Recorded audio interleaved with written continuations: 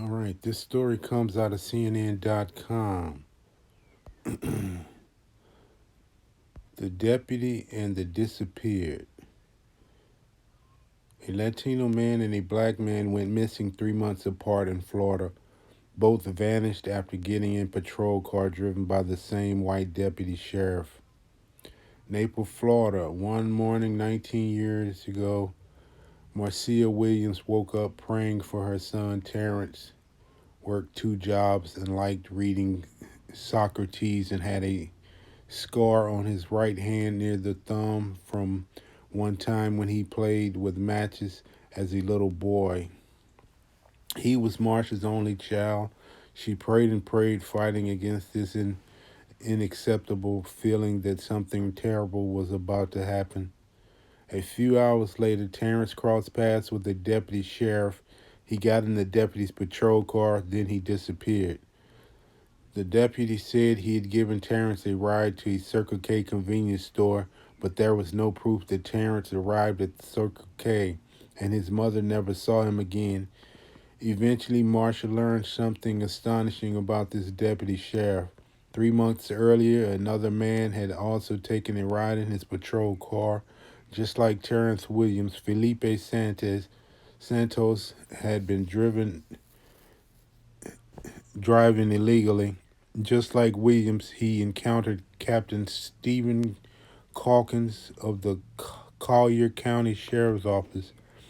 And just like Williams, he disappeared right after that. The deputy said he had dropped Santos off at a Circle K convenience store. Wow, he going with the same story on both accounts. Circle K must where you get his free donuts. But there was no proof that Santos arrived at the Circle K, and his family never saw him again. Calkins is white, Santos was Latino, Williams was black. It is my belief that they were killed because of their color, said Doug Malloy, who was an assistant U.S. attorney in 2004 and led a multi-agency task force that investigated the disappearances as potential hate crimes. Sheriff's investigators surveyed the evidence and determined that Calkins was not telling the truth about his encounter with Terrence Williams. One investigator made a list of nearly 24 untruthful or inconsistent statements that Calkins made about the day he met Williams in August 2004, about 7 months after Williams disappeared. Then Sheriff Don Hunter fired Calkins. As he later wrote, I have lost trust in Calkins and his ability to describe incidents in detail and to recall them. He just flat out lying is what he doing. He don't want to recall them because he lying.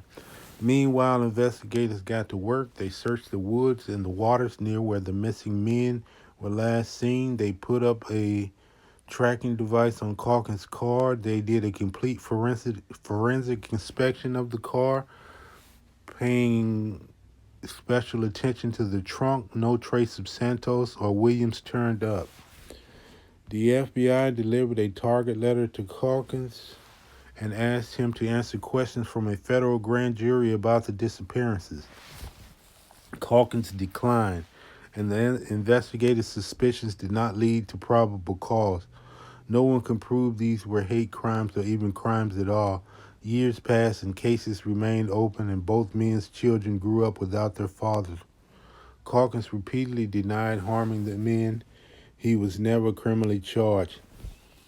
Now 68 years old. Wow, he's 68 years old now, so he's just been out living his life. Now 68 years old, Calkins was last known to be living in Iowa. That figures.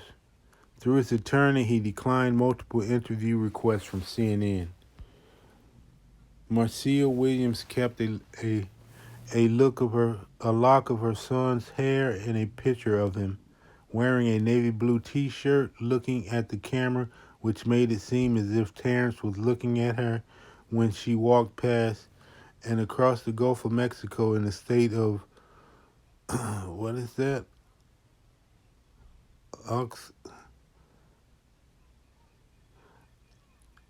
Oaxaca, friends and relatives remembered Felipe Santos. He didn't deserve to be disappeared in this way, his friends Francisca Cortez told CNN. It isn't right that he hasn't been found after so many years, and we don't know what happened to him. As his parents say, if we find his remains, we can give him a Christian burial so we have somewhere to cry and pray for him. But in this case, there isn't anywhere,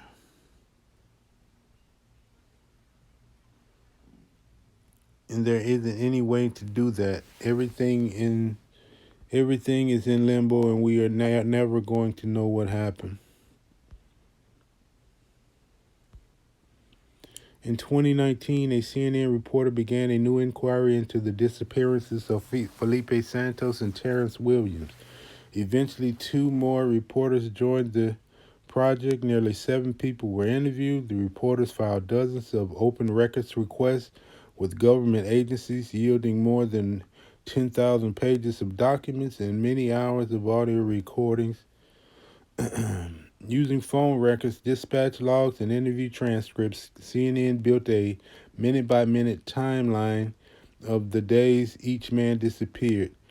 CNN also obtained every available incident and arrest report from Calkins' career with the Collierville County Sheriff's Office. More than 2,000 reports from 1987 to 2004. This story is the result of CNN efforts to untangle one of the most disturbing unsolved mysteries in the recent history of American law enforcement. Okay, I bet you any money that if you look around in that area, there probably are several people that have gone missing and they don't even know their whereabouts. Trust me, this man has did this more than those 2 occasions. He definitely probably did this more than those 2 occasions.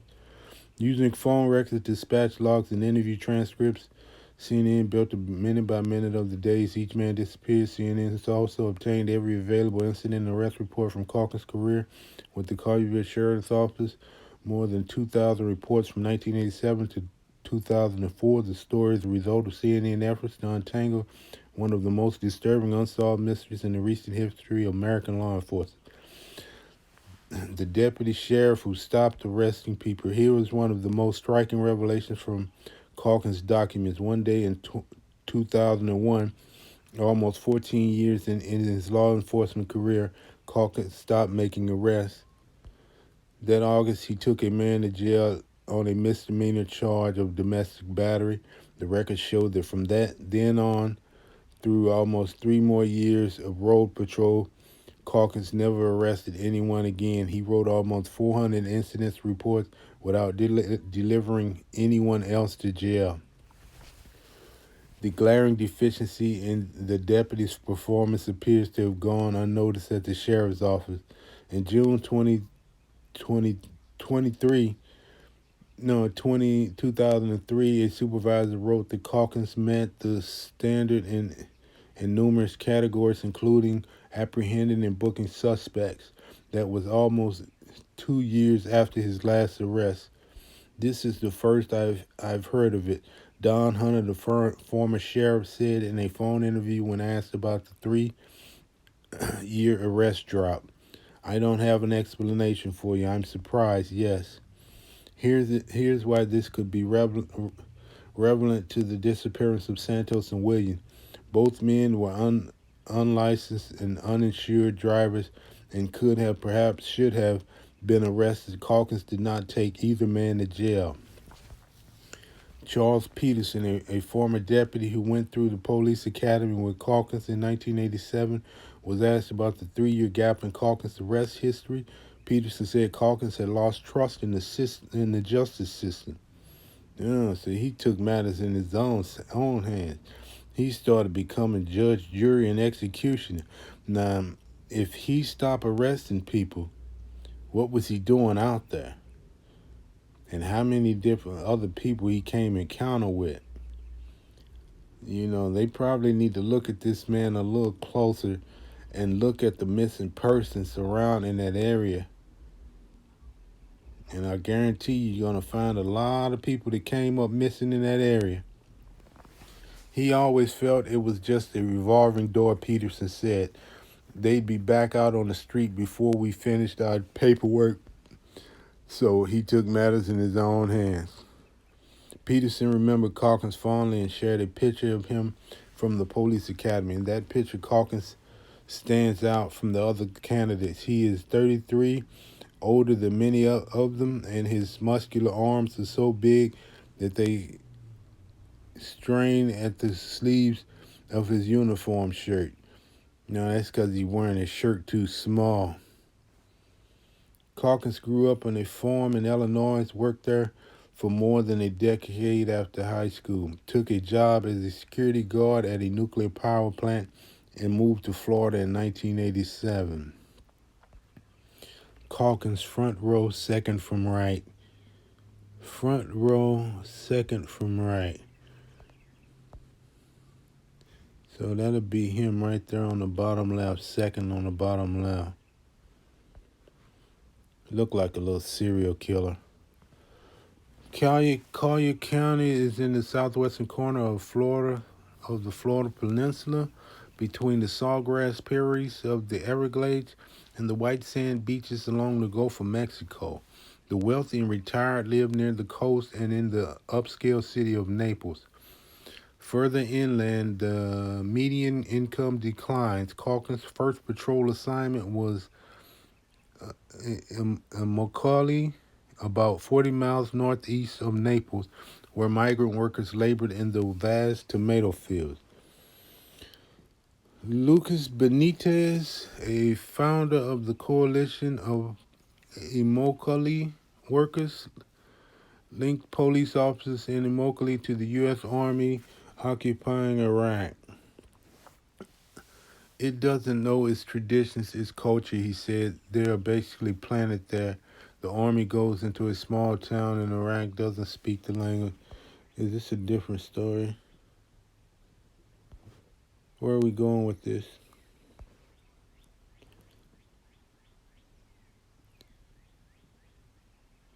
Reports from Calkins describe several tense standoffs between deputies and residents, but by many accounts, Calkins handled the pressure well. Supervisors and co-workers got along with him, including some of other races. Walter Salmon, a 6'9" black deputy who'd grown up in the Bronx, remembered getting together with Calkins at another colleague's house to practice their shooting and talk about their lives. He was quiet, Simon said, took care of his business, took care of his job. I never remember him getting in trouble or anything or getting reprimanded for anything. I tell you, if Steve was capable and did do it, he would definitely make sure that the body would never be found. Wow. The arrest and incident reports offer a glimpse of what Calkins experienced on patrol in Immokalee. He arrested a 240-pound man whose nickname was Long Knife. Long Knife, wow, that's a hell of a nickname. He arrested a man who kicked out the window of his patrol car. He arrested a robbery suspect whose right hand had tattooed that said, "Treat me nice," and whose left hand had a tattoo that said, "I love Angie." What that got to do with anything? He reported rescuing a man who threw a lit cigarette at him and threatened to urinate in his patrol car and threatened to kill Calkins and his family. Charles Peterson called the time that Calkins walked up to the mobile home to check out a disturbance. Okay, what that got to do with him killing people?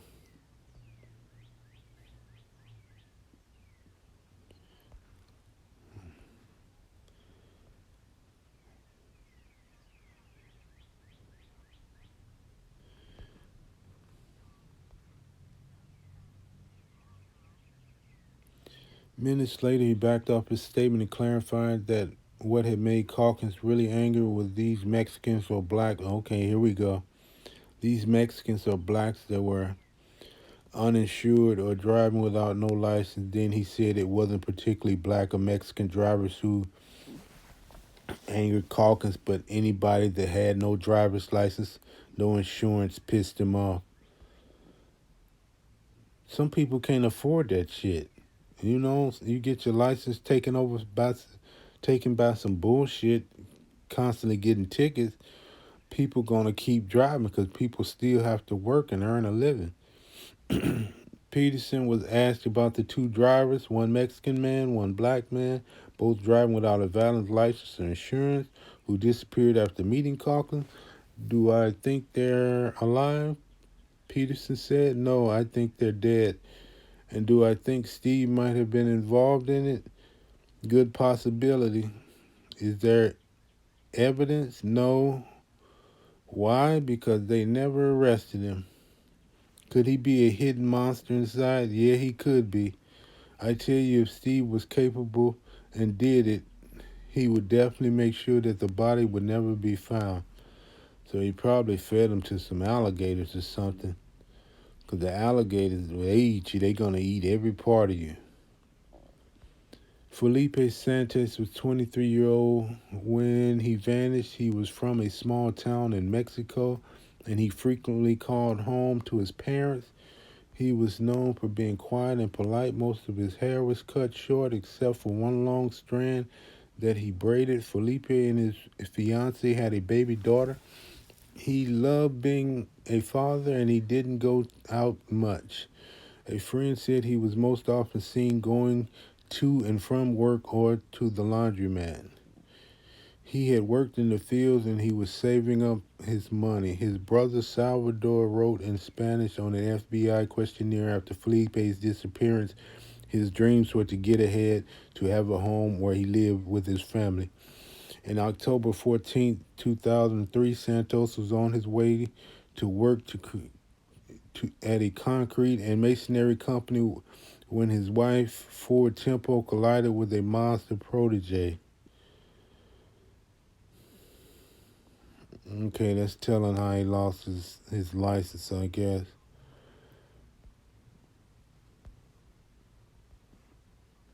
Oh, this is a long order, but it's not saying much on anything else about the guy that suspected of